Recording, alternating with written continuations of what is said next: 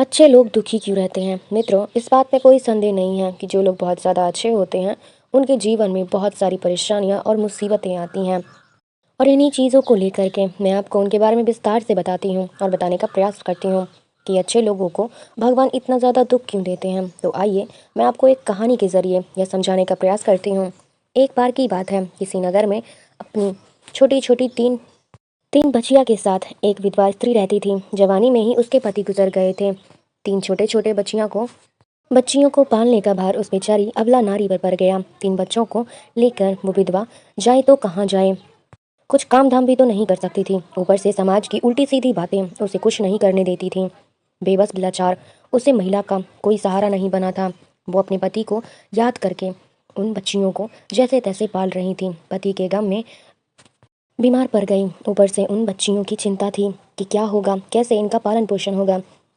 अब अचानक से एक दिन की बात है, उसकी तबीयत बिगड़ गई। उसका अंत समय निकट आ गया था। धर्मराज का एक दूत उसे विधवा स्त्री के प्राण लेने के लिए धरती पर आया।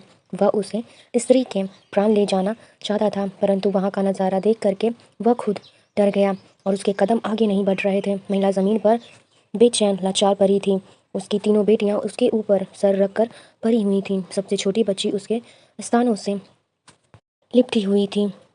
यह करुणामयी दृश्य देखकर देवदूत के हृदय में दया आ गई। उससे उन बच्चियों की दशा नहीं देखी गई। एक बच्ची रो रो कर अपनी माँ को जगा रही थी, दूसरी रोते रोते माँ के ऊपर सर रखकर सो गई थी। देवदूत ने सोचा, इन बच्चियों का पिता पहले ही मर चुका है। अब यदि मैं इस स्त्री के प्राण लेकर के गया तो यह बच्चियाँ किसके सहारे रहेंगी। उसे स्त्री के प्राण लेने बिना ही लौटना पड़ा, क्योंकि उस महिला की स्थिति और उन बच्चों की दशा को देख करके वो प्राण नहीं ले पाया। मैंने देखा कि उसकी तीन छोटी छोटी बच्चियां उसके ऊपर पड़ी थीं, अपनी माँ को बेबस होकर देख रही थीं। उन्हें कोई वहाँ देखने वाला भी नहीं था। यदि ऐसे में उस महिला का प्राण ले आता तो बच्चियों को कौन देखता, कौन उनका पालन पोषण करता। वो इतनी छोटी छोटी थीं। और जहाँ रही पृथ्वी लोक के मनुष्य की बात, तो वो इतने स्वार्थी होते हैं कि बिना मतलब के किसी का सहारा भी नहीं बनते। यदि कोई किसी की मदद भी कर देता तो वो बदले में उससे उम्मीद करता या फिर उसे अपने एहसान के नीचे जीवन भर दबाकर रखना चाहता है। स्वामी, मैं चाहता हूँ कि उस महिला को थोड़ा जीवन और दी जाए ताकि वो उन बच्चियों को पाल पोस कर बड़ा कर सकें। देवदूत की बात सुनकर धर्मराज ने उससे डांटते हुए कहा, अरे मूर्ख, ईश्वर की बनाई हुई सृष्टि में ना कोई एक क्षण घटा सकता है और ना ही कोई बढ़ा सकता है। उसकी मर्जी के बिना एक पांदाना तक नहीं हिलता, एक पत्ता भी नहीं हिलता। किसी को जीवन दे सकते हो ना उससे पहले मार सकते हो। ईश्वर जो करता है सबसे सबके साथ अच्छा ही करता है। तुम कौन होते हो विधवा के लेख बदलने वाले? तुमने उसे महिला को उसके प्राण न लेकर के ईश्वर के नियमों का उल्लंघन किया है। तुमने बहुत बड़ा अपराध किया है, इसीलिए तुम्हें इसका परिणाम भोगना ही पड़ेगा। जो पृथ्वी के मनुष्य तुम्हारी ममता है, इस पृथ्वी पर मनुष्य बनकर अपना पाप भीगो। देवदूत खाने लगा है, स्वामी, धरती लोक से मेरा उद्धार कब होगा और कैसे होगा? तब धर्मराज कहते हैं कि दूत धरती पर जा करके जब तुम 3 बार अपनी सत्ता पर खिलखिलाकर हंसोगे तब तुम्हारा उद्गम हो जाएगा। मित्रों, इतना कहकर धर्मराज ने उसे दूध को धरती पर यानी कि दूध को धरती पर भेज दिया। वो धरती लोक पर मनुष्य शरीर में आ चुका था। उसके शरीर पर वस्त्र नहीं थे। मित्रों, यहाँ का एक नियम है, जब भी कोई मनुष्य जन्म लेता है या फिर मरता है तो वो नंगे आता है और नंगे ही जाता है। देवदूत ने जन्म तो नहीं लिया, पर वो निर्वस्त्र ही एक सड़क के किनारे पड़ा ठंड से टूट रहा था। वहीं से एक मोची गुजर रहा था। वो मोची ठंड से बचाने के लिए अपने बच्चों को कपड़े लेने के लिए जा रहा था। रास्ते में ठंड से टूटे एक नंगे व्यक्ति को देख करके उसे दया आ गई। उसने अपने बच्चों को कपड़े नहीं दिए, लेकिन उससे यानी कि उस देवदूत को कपड़े और कंबल जरूर खरीद कर दे दिए और वहाँ से कपड़े लाकर उस देवदूत को दे दिए। उस देवदूत की दूत ने कहा कि आपका बहुत बहुत शुक्रिया, पर मेरा ना तो कोई घर है, ना कोई परिवार है और ना ही भोजन का कोई साधन है। तब मोची बोला, भाई तुम मेरे घर चलो, मैं तुम्हारा सारा खर्च उठाऊंगा। मित्रों, अब तो वो मोची उसे देवदूत को लेकर के अपने घर पहुंच गया। उधर मोची की पत्नी ने देखा कि उसका पति बच्चों को कपड़े लेने गया था। कपड़े तो कुछ लाया नहीं, उल्टा एक आदमी को घर बुला लाया है। पत्नी अपने पति से झगड़ना शुरू कर देती है कि उसे भला बरा खाने लगी। यह देखकर वो दूत बहुत जोर जोर से हंस पड़ा। मोची ने पूछा, अरे भाई, तुम हंसते क्यों हो? ऐसा क्या देख लिया आपने? तब देवदूत ने कहा कि भाई, मेरी हंसी का रहस्य मैं आपको अभी बता नहीं सकता हूँ। समय आने पर मैं तुम्हें स्वयं ही बता दूंगा। मित्रों, अब तो वो देख करके उस मोची के घर में रहने लगा और कुछ ही दिनों में उसने मोची का सारा काम सीख लिया। देवदूत के द्वारा बनाए गए जूते और चप्पल बनवाने का आदेश देते थे। जब जब से वो देवदूत उसके घर पे आया था, उसकी तो किस्मत ही चमक गई थी। धन की कोई कमी नहीं रही, सब कुछ अच्छा चलने लगा था। एक दिन की बात है, राजा एक सैनिक एक चमड़ा लेकर कर एक मोची के पास गया और बोला, देखो हमारे महाराज इस चमक के बने हुए जूते पहनना चाहते हैं। ये चमड़ा बहुत खास है, इसलिए अच्छे से बनाना, क्योंकि ये चमड़ा बहुत कीमती है। तुम इसके ठीक से एक जोड़ी जूते तैयार कर दो। यह चमड़ा खराब नहीं होना चाहिए, पर ध्यान रखना इस चमड़े के जूते ही बनने चाहिए। भूल से भी इसकी चप्पल मत बना देना। मित्रों, राजा का सैनिक चमड़ा दे करके वहां से चला गया। इधर मोची ने भी देवदूत को समझाया कि देखो, राजा बोली कि देखो, राजा वाली बात है, इसमें कोई गलती ना करना। चमड़ा भी बहुत कम है, इसीलिए चमड़ा खराब नहीं होना चाहिए। जूते खाकर वो चला गया तो जूते ही बनना गलती से यदि चप्पल बना दी तो राजा हमें कठिन से कठिन सजा देगा। मित्रों, मोची का कहना सुन करके उस देवदूत ने उसे चमड़े से चप्पल बना दी।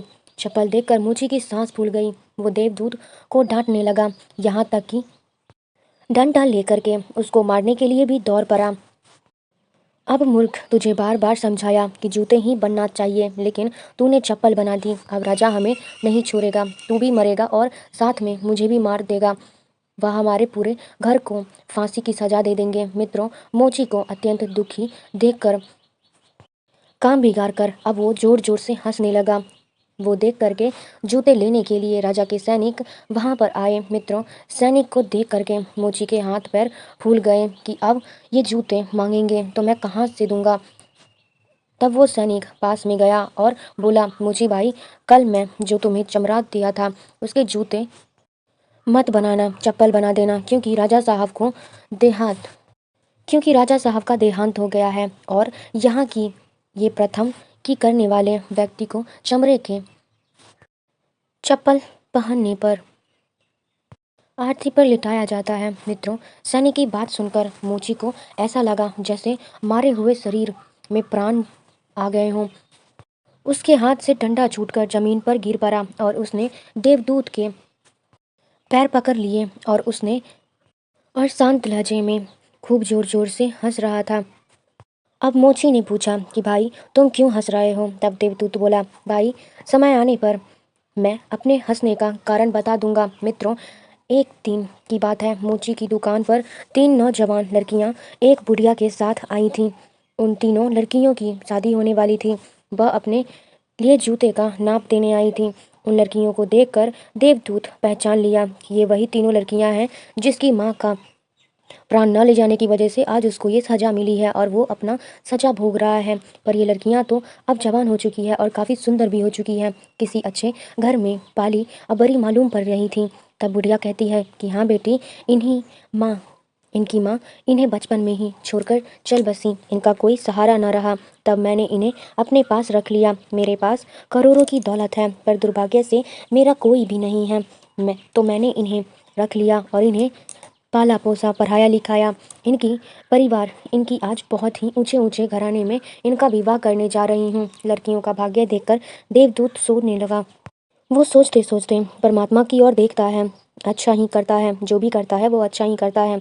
यदि उसे समय इनकी माँ नहीं मरती तो ये तीनों जीवन भर गरीब रहती, भीखमरी दरिद्रता में पड़ी रहती। इनकी माँ के मरने के कारण आज ये तीनों लड़कियाँ बहुत बड़े घरों की बहुएं बनने जा रही हैं और इन गुड़ियों की करोड़ों की संपत्ति की मालिक बनने वाली हैं और बन चुकी हैं। यह बात सोचकर देवदूत पहले की अपनी मूर्खता को याद करके जोर जोर से हंसने लगा।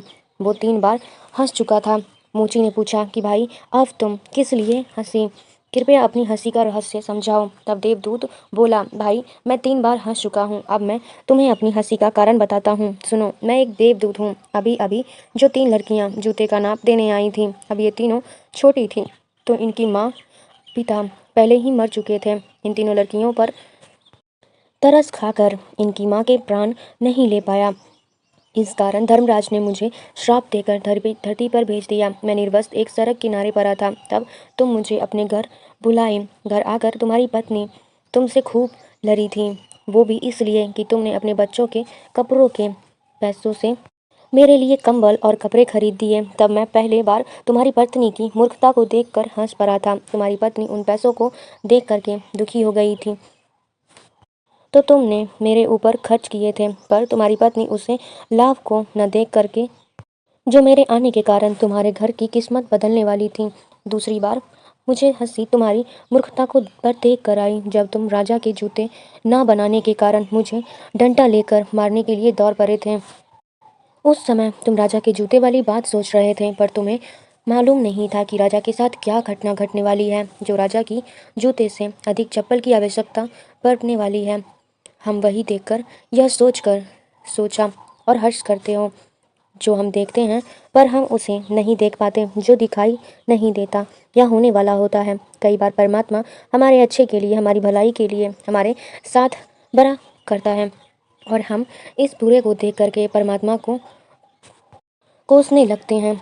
हम उसे अच्छे को नहीं देख पाते, जो भविष्य में हमारे साथ होने वाला होता है। कई बार वर्तमान में हमारे साथ अच्छा होता है, तब हम बहुत खुश होते हैं, पर भविष्य में हमारे साथ कुछ बुरा हो जाता है, तो उस घटना को हम नहीं देखना चाहते और ना ही महसूस करना चाहते हैं। किसी घटना के साथ अच्छा या बुरा होना, दोनों तरह के परिणाम जुड़े हो सकते हैं। हमें हर घटना को ईश्वर का इच्छा समझ करके चलना चाहिए। अच्छे लोग दुखी क्यों रहते हैं? इसके दोनों कारण यही हैं। पहले तो अच्छे लोगों के साथ बुरा इसलिए होता है ताकि बाद में उनके साथ अच्छा हो सके, और दूसरा कारण यह है कि अच्छे लोग दुखी रहते हैं, इसका दूसरा कारण है कि ईश्वर से जुड़े रहने के लिए ज़रूरी है कि उन पर दुख आते रहना चाहिए। मित्रों, इस प्रकार वो देवदूत उससे मोची को समझाकर फिर धर्मराज के यहाँ चला गया। मित्रों, ये कहानी आपको कैसी लगी हमें कमेंट करके आप ज़रूर बताइएगा, और अगली कहानी को देखने के लिए हमारे इस चैनल से जुड़े रहें। आई होप कि आपको मेरा वीडियो काफ़ी अच्छा लगा हो, और लगा हो तो प्लीज़ एक लाइक, कमेंट, शेयर, सब्सक्राइब ज़रूर कीजिएगा। Thank you so much for watching. मिलते हैं अगले वीडियो में, तब तक के लिए धन्यवाद।